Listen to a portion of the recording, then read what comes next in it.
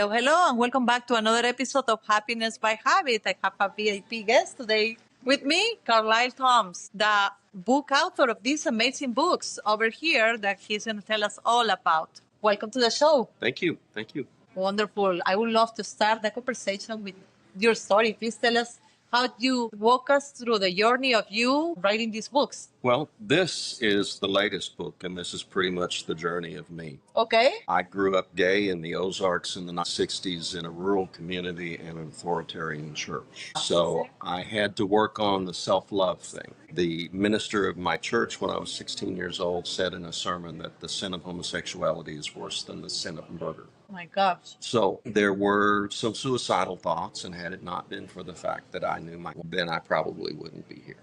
Thanks God for her and then like her love and Right. unconditional love, Right. which we need. So when I got to college, I met wonderful mentors and guides, all of them heterosexual, who guided me to self-love and acceptance. I came through that. Part of this is based on having moved to Texas, which was a really rough move. So I had to pull some of my happiness skills out of my toolbox and use them when I moved here because it was extremely stressful. I happened to live across the street from the beach at the time that I moved, and I would come home from work and go walk along the beach and look for sea glass, and I noticed that the gulls always seemed to be laughing. I love that. You know, blow it off, forget about it. The gulls are laughing, lighten up.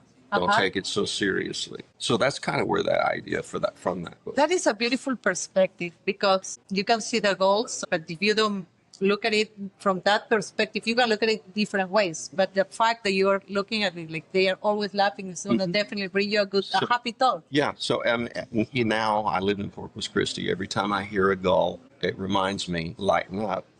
That's right. Laugh it off. Don't take life so seriously. That's a good piece of advice for sure. Yeah.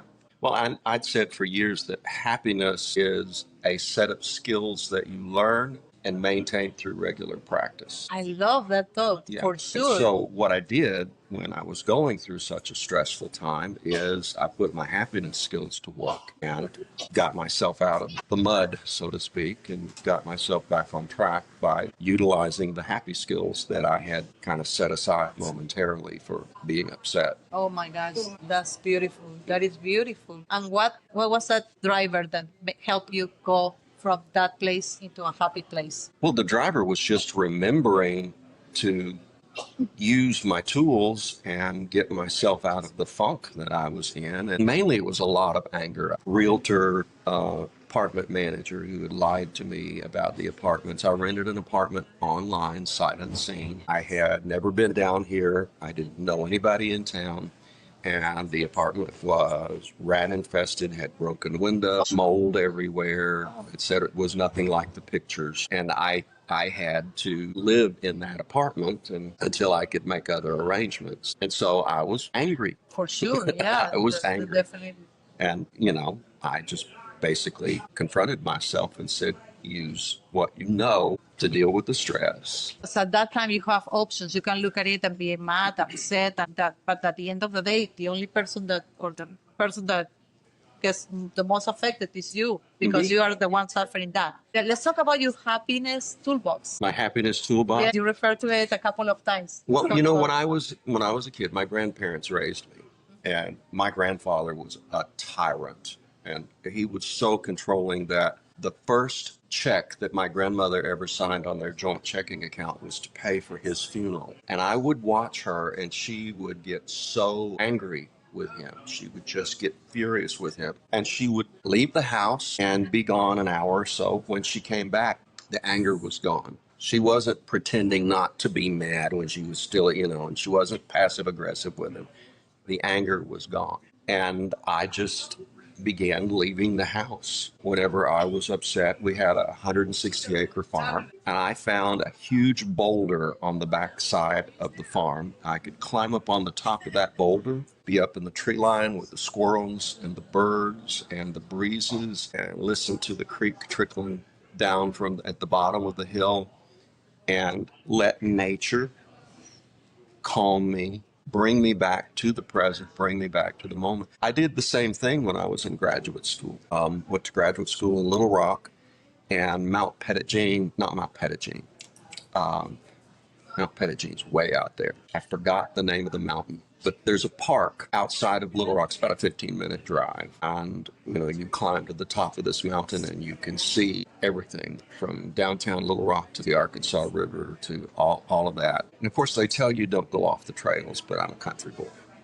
So I found these cliffs up above the Arkansas River, and I would go and sit on those cliffs, watch the birds sailing around over the water, watch the tugboats coming down the river, do the same thing. Just allow Mother Nature to rock me in her arms. That's one of the main things. And then getting your thinking aligned where the cause and effect, every thought we think has an effect.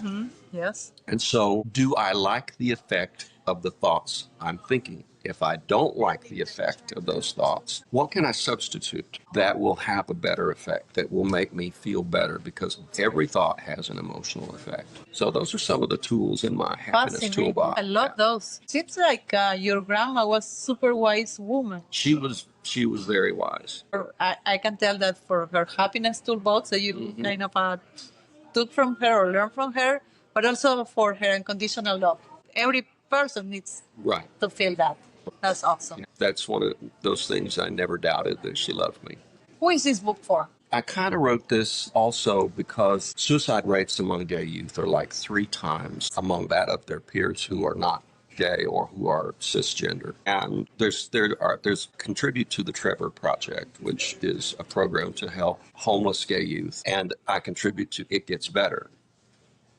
And It Gets Better is older people who are gay, who have gone through the fire, so to speak, who have come to a place where they have that self-love and they're comfortable with themselves.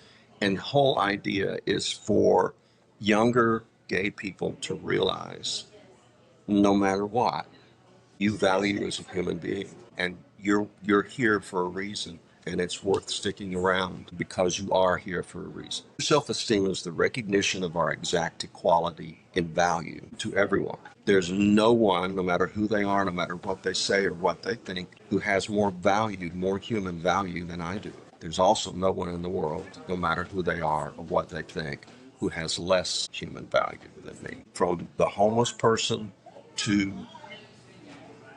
leaders of countries and famous stars, et cetera, we all have the same value. Knowing that, I think when people know that, they maybe make the effort to stick around a little longer, to go through what they're going through at the time, because it won't always be that way. It won't always be that way. And there are opportunities, especially as you learn those happiness skills, there are opportunities for things to get better. For sure. That's beautiful. Let's talk about your other book, Sunrise Over the Pumpkin Patch. Tell us what inspired you to write this book. Well, what inspired me to write it is I was joking about a burned out hippie chick. And I thought, well, what would happen if I just sat down at the keyboard and let her talk? And I sat down at the keyboard and she wouldn't shut up. And so I let her tell the story, and she told the story from beginning to end. She had a terrible relationship with her mother. She was rebellious and promiscuous in high school and just rebelled against everyone, and her mother was just totally embarrassed by that. She went to college. She met this guy who's an ugly hippie, and his father was extremely wealthy, and he was in conflict with his father. He takes her to the Summer of Love in San Francisco in 1967, where they get into drugs and sex and rock and roll, and she gets pregnant by this black guy. Now, they don't know that it's not Earl's child, or it's the other guy that was a singer in a band, and they called him Screech because it's what he could do with his voice. He could screech. But Screech is actually the one who got her pregnant and not Earl. And they talk about that when they get back. If this is Screech's baby, how will you feel, Earl? And he said, I will love this baby as my own, even if it's not mine. But the child is born biracial, and they have to deal with their all-white families. The fallout from that. The child is born 4 days, on April 1st, 4 days before Martin Luther King is assassinated in 1968. Now, that just happened to be the timeline. It just happened to work out that way with the story. I didn't plan that. But that also led Lavella, who is the lead character here, led her into fear. You know, what will happen to me? What will happen to my child? What kind of world am I bringing my child into, knowing that she's going to be raising a child who has to face all the bigotry and prejudice? And then they end up moving to Nashville in the South, and she has to deal with women in the bridge club asking her, "What about your baby? We never see a picture of your baby." When she finally passes the picture around, she can see on the face they're very congenial, but she can see in their reactions how they really feel. And she has a black maid, and at that time, Earl's working for his father at that time. She has a black maid that is very, very wise. And her black maid sits her down and said, "You're new to this. You don't know how to deal with this. Black folks have been dealing with this for 400 years. And so let me help you with this. Let me talk to you about it. Let me give you some thoughts and ideas." So Elmira helped her to be able to make peace with that whole thing of having the biracial child. Is Lavelle a real character? Or is No, she's purely fiction. Everything in that is fiction. It all takes place, though, during the Vietnam War, during the Civil Rights Movement, and all of that. It all takes place in the 60s and just kind of happened that way. Wonderful. What are you working on now? I'm screenwriting now. I have one of my novels I converted to a screenplay, and it placed as a semifinalist in one international screenplay contest and a quarterfinalist in another. And so that's my first ever screenplay. And so I thought, well, maybe I have some talent for this. And what was going to be my next book, I have written as a screenplay instead. I've entered both of those in the Austin Film Festival, and we'll see if they like them as well as some of those other screenwriting competitions like. Oh, that's wonderful. Thank you so much for sharing your story, your journey, and your books with us. Thank you. Alrighty. Wonderful. Thank you. Bye-bye.